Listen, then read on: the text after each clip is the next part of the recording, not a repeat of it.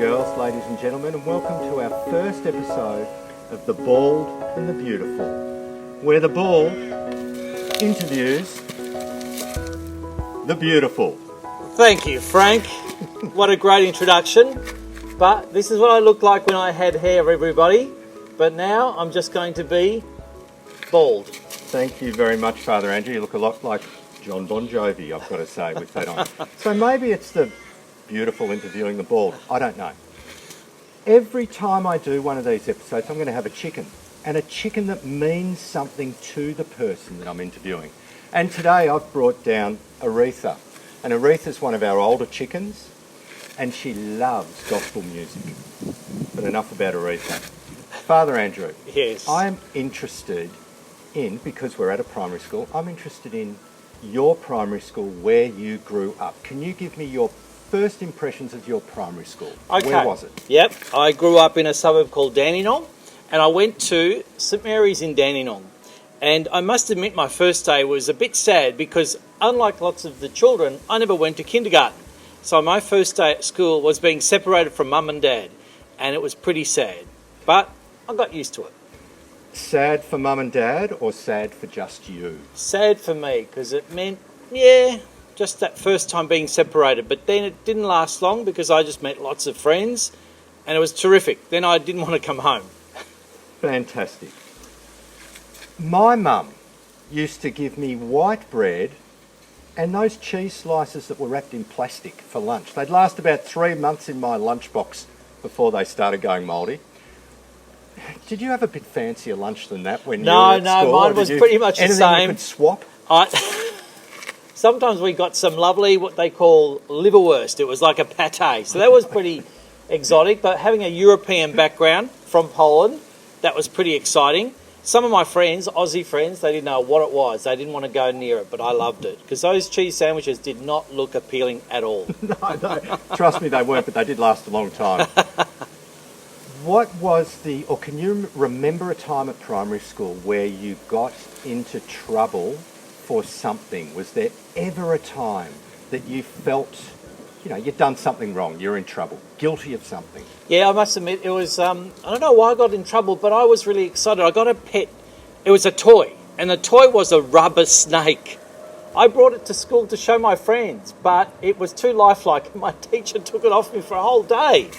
Did you scare the children with it? I didn't, no, but I think good. the teacher was scared. Right, what year level was that? I think I was about grade 3, year 3. Now, speaking of primary schools, that is your first impression of your primary school in Dandenong. What is your first impression of coming to this primary school? Right, so when I came to this school about 10 years ago, knowing no one, it was a pretty new experience for me.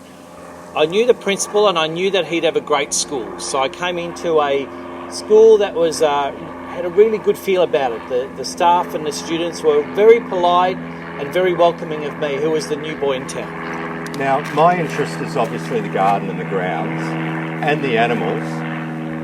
Did you have that at St Mary's in Dandenong? No, we just had an oval, and it got pretty muddy during winter time and pretty dry during the summertime. So it's pretty ordinary. Nothing exciting. No garden, a couple of big pine trees. Another reason why we're here is because I want to know something about your likes. What do you like doing? So tell me about your hobbies or your favourite hobby.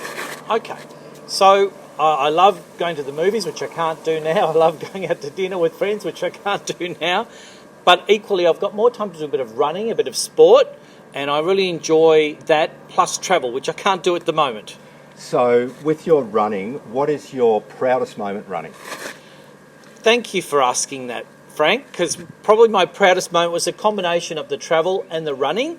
It was going to a city called Berlin in Germany and running the marathon, which is sort of a bit of an ultimate achievement of mine. So having run that, and I just happened to have the medal that I received. Fantastic. Being a participant at the Berlin Marathon back in 2015. So for all those people that don't know, how many people were at the marathon? And how far is the marathon? Okay. And what time did you run? Because Okay. all runners know that. Okay, so there were about 30,000 runners at the Berlin Marathon, just running the marathon, and the distance is 42.195 kilometres, and it took me 4.5 hours. 4 hours and 26 minutes. Okay, that's good. Very good. I'm going to change tact again. If you are heading up into those, or through those pearly white gates, which I hope doesn't happen for a while to come yet, and you have one more meal left in you, one more meal, I want to know your main meal, your dessert, and your drink of choice. Main meal, dessert, drink of choice. Okay. The dessert, easy. Sticky date pudding. That's my favourite. Cream or ice cream? Cream. Okay. Main meal would have to be probably the old chicken parmigiana. Oh, hang on, Aretha. Sorry. Say that again. Say that again. It would be goulash. I love goulash. Sorry. Yeah. And the drink of choice would have to be a nice glass of Shiraz, red wine. Fantastic. Now, I watch this show on TV, and there's two questions that I love being asked by this particular lady, and I'm going to finish by asking you these questions. One question is, where do you see yourself in 10 years' time? Where do I see myself? I will see myself continuing being a parish priest. Probably not at St. Louis or St. Bridget's, okay? Because I've been here 10 years and 20 years is probably too long a time for a priest to be in one place. So I would expect to be elsewhere. That'll be tough to move on, but in another parish somewhere in Melbourne, in the suburban Melbourne area as a priest. You'll be missed. Thank And you. my final question is, if you could go back to that day at primary school when you were a little boy and you could fast forward to now, what advice would you have for that little Andrew of a young age? Okay. For you, For now. me, now, looking back to little Andrew, who was at primary school, pretty sort of green, so to speak, and inexperienced, I would say just trust who you are. Just trust who you are, because you are made in God's image. And everyone's different. We are all unique and we all have those gifts. So just trust who you are and don't let anyone tell you that you can't be who you need to be.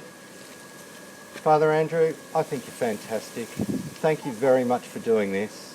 Aretha, thank you. I'm sorry about the chicken parma. Thompson's filming today. Thank you, Thompson, for filming. And I look forward to another guest next week. Thank you. Hooroo. See everyone.